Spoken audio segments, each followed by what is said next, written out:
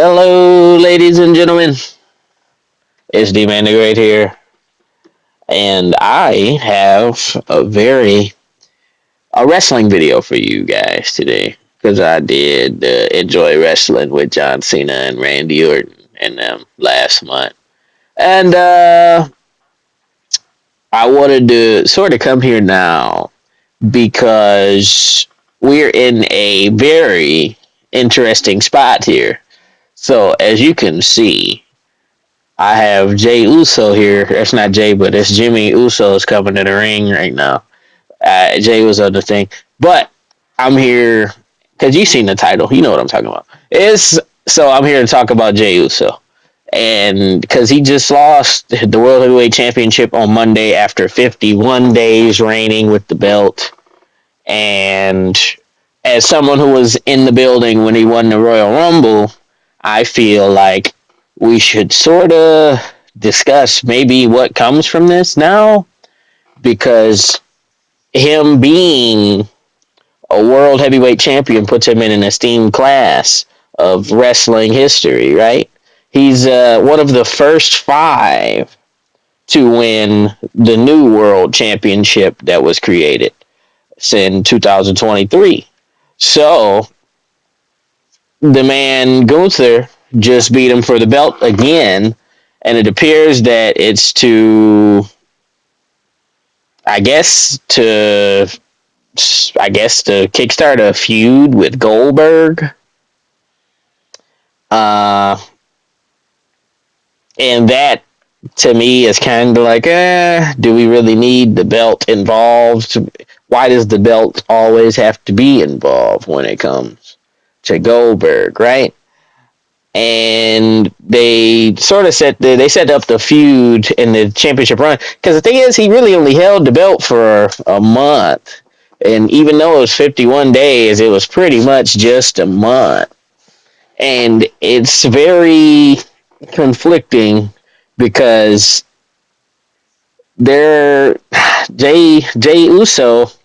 He's kind of gotten stiffed on his runs with the titles so far, and that's what a lot of people have been sort of complaining about, at least. And then the thing is, a lot of people want to debate whether or not he is a good wrestler or not, which, if you've paid attention to his career, he's been one of the best tag team performers, especially in WWE history.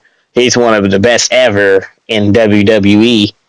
And just off accomplishments in WWE alone, he has a 5-star Dave Meltzer match as well. And there's some credence to that. You have to be pretty good. You have to be a suitable dance partner, even if the people you're facing in a match are good wrestlers or great wrestlers for that matter. So that's another thing there is Jey Uso and his brother Jimmy. I feel like, and then actually Rikishi would probably get somewhere and then comment on how he's getting booked. And that would be kind of unfortunate for them, at least. But in this case, Rikishi would have a point because it's like if you want to use Jey Uso as a certain thing, a certain somebody, and then it seems as if, because winning the belts, you have to work a little bit different, work a little bit better, so to speak, right? And they've been sort of shitting on Jimmy, or not Jimmy, but Jey, and they've been saying Jimmy is better than Jey as a singles wrestler and different things as well. And the thing about Jey, because the thing is, since actually he fought Gunther on Saturday night's main event right before the Royal Rumble, which he lost. And also, take a look at this here, right? Look at how insane it looks when people do the yeet on there. It looks fucking crazy. Look how fast they're going. It's definitely not on beat. I don't know if the song can play on here or not, but it's definitely off beat. And if he shuffled down the stairs like that, his ass would have been out of breath. But that's beside the point. I think Jey has had a very esteemed career. But the thing is, the fact that people can sit up and say that Jey isn't a great wrestler, and it's like he's had very, very good matches, like his matches with Roman Reigns that were critically acclaimed. It's just that damn SummerSlam match that I was also in attendance for wasn't that great. But it's like, shoot, that's one fucking match. Uh, but the thing is, because he had those other matches that a lot of people hold in high regard. Then we have his match versus Gunther for the Intercontinental title when he fought him for that belt. That was a pretty good match. And it's really, and since it's been for the World Heavyweight Championship, that's where the problems have arose. But that's another talking point for another day. He had a pretty good match against Damian Priest for the World Heavyweight Championship as well. So and that was right before he even ever challenged Gunther. So and then his brother versus brother match wasn't good. And it's like, okay, I mean, you're having two people with the same fucking moveset fight each other. So I don't know what everybody expected. And then they had like what 10 minutes to fucking fight. When if they had more time, they could have did something better. But the thing is, people were bored out of their fucking mind. Uh, so to go further, uh, it's this most recent run has been where the shakiness has sort of appeared. But the thing about Jimmy is, as somebody who watched him in some of his great moments and seen him in some bad moments as a fan, and has watched his career over the years from the beginning of the Usos until now, uh, he's been a captivating performer in the ring, and that's what he has been. He's been a great He's been a great tag team wrestler. I always liked the Usos. I liked the Usos before the Uso Penitentiary, you know? And it's just kind of a shame that everybody, like, you root for somebody and then they say how the fans are fickle. They bring up the Daniel Bryan promo. And it's like, shit, man, I understand them too. I understand it. Cause shoot, I was mad as hell when he won the Royal Rumble. Cause I was like, shit, I wanted John Cena to win. Cause I'm a Cena guy. So naturally, I was like, shit, I want my favorite to win the match. Cause I really, when I went into the event, I would have probably picked CM Punk to win the Royal Rumble, but they didn't do that. So we had this whole debacle. And it's like, and then that's the thing too, is like, okay, you want to talk about just individual performer, then Jay has had some really good matches as an individual performer. Because like, you look at the World Heavyweight Championship match from Seth Rollins' first heavyweight championship run, that was a great fucking match. Actually, Seth Rollins was going crazy around that time too. They don't want to give him credit for that neither. So then you have more of it. So it's like there's so much that has been done, and his match against Seth Rollins a few weeks ago was a pretty good match. It just ended in, I think, DQ. But yeah, it's and the thing is, unfortunately, with Jay, is he's sort of in that bloodline. It's because of course it's his family, but he's in that bloodline vortex still, and everybody in the bloodline, unfortunately, is going to be. They're going to have a lot of trouble because the fact is, when you're involved in the bloodline and in bloodline business, once your story leaves the bloodline, you don't really have much of a future or much of a story to tell outside of there.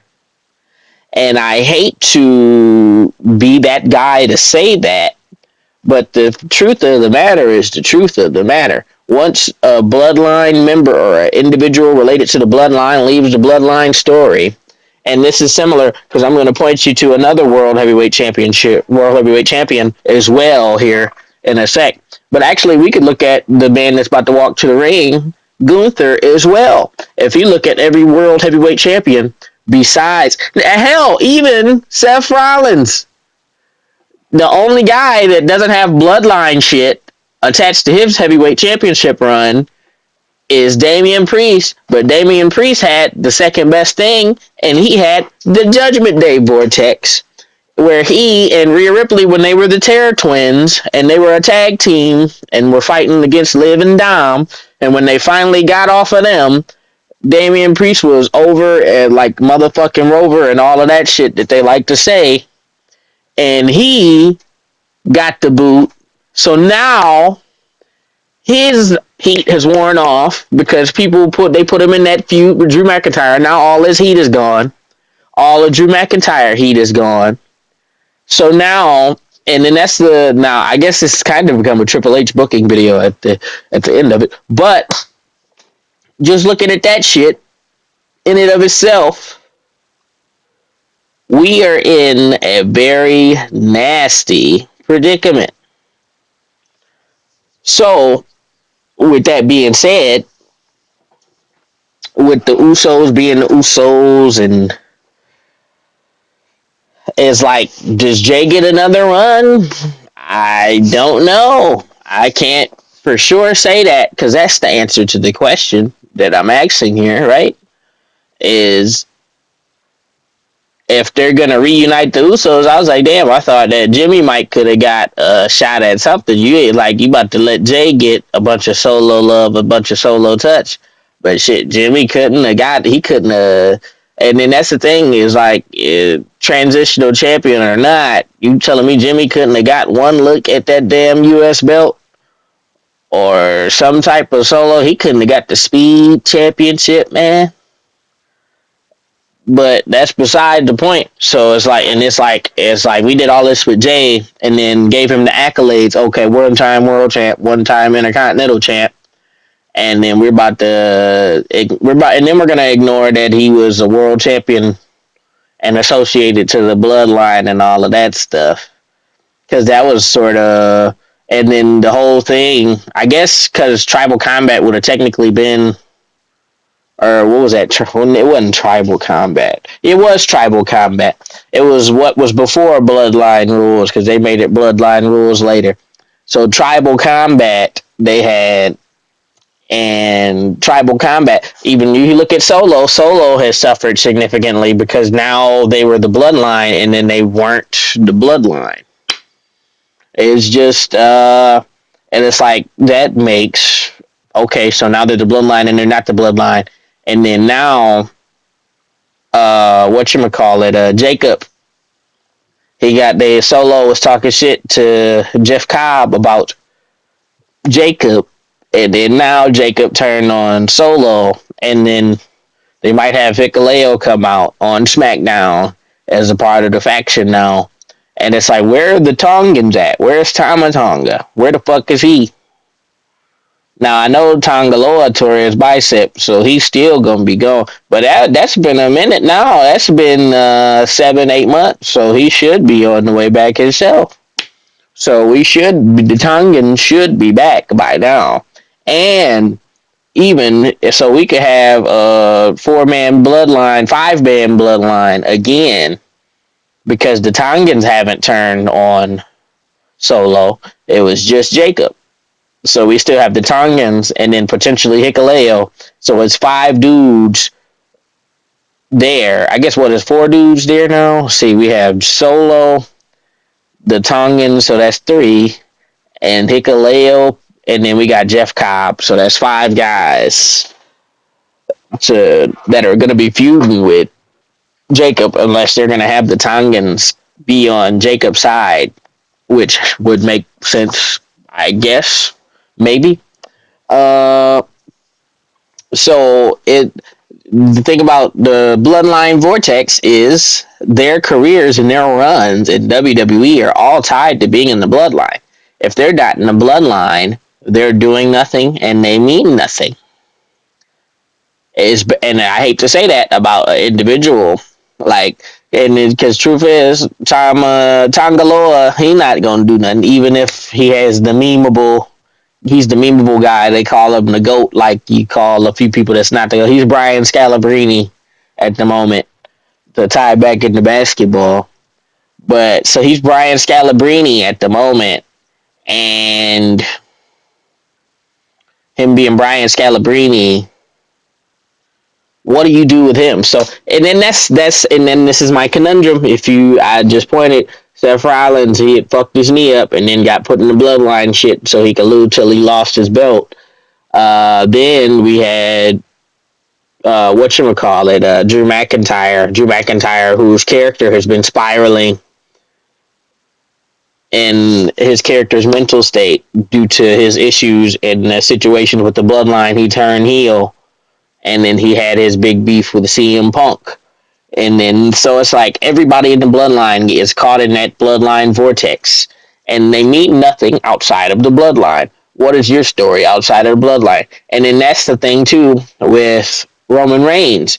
Roman Reigns, since he doesn't have the world championship now, his story has been the bloodline only since he lost that world championship. And he had his bloodline feud, which concluded in January. Then he entered the Royal Rumble and entered his big Seth Rollins feud that he has been in for months. And the thing is now, too, is Seth Rollins being Mr. Money in the Bank. Now, what is Roman Reigns? What does Roman do when Seth Rollins, his feud with Seth Rollins is over? What does Roman do? Are you going to send him back to the WWE Championship scene and have him potentially have that third match with Cody Rhodes? And then after that, if you put the belt back on Roman and Cody doesn't win that feud, what are we going to do now then? Because Roman Reigns beat everybody, as they said before, even though he didn't wrestle everybody for the championship during that run. He is running around, I beat everybody. We about to put Braun Breaker. We about to put Bronson Reed. We got to have Gunther versus Roman Reigns. What are we going to do? It's a very sticky situation with the members of the bloodline, which is what I want to really irritate. And the thing is, this is turned from a Jey Uso video, and what is next for Jey Uso after the World Heavyweight Championship, to a Bloodline Vortex video. And look at that. That shit's crazy. They had everybody do the eat. I didn't even see that when I was playing this shit. But to further illustrate my point, the question is, what's next? If there's anybody that's watching this, I would hope that you would come in the damn comments and talk about it, because I would want to get some ideas, some spitballs. This is wrestling. This is not you're stupid. This is not a I'm stupid, you're stupid thing. This is not a subjective thing. This is not subjective. This is wrestling. Anything, even if it's stupid as shit, is very important. And then Solo stupid ass got out the ring and fucked the count up when I was trying to count Dog out. But so I'm essentially I'm gonna try to leave with that one, because it's a lot of shit. If you're in the comments, if you're here, if you've lasted this long, please, and I mean please, I would like for your opinions. I would like for your comments if you've listened to this entire video. And I thank you for paying attention to what I was saying and just spitballing some ideas. We're all wrestling fans. You love the game for the love of the game. Yes, sir. And then I'm going to finish here with I'll catch you guys later.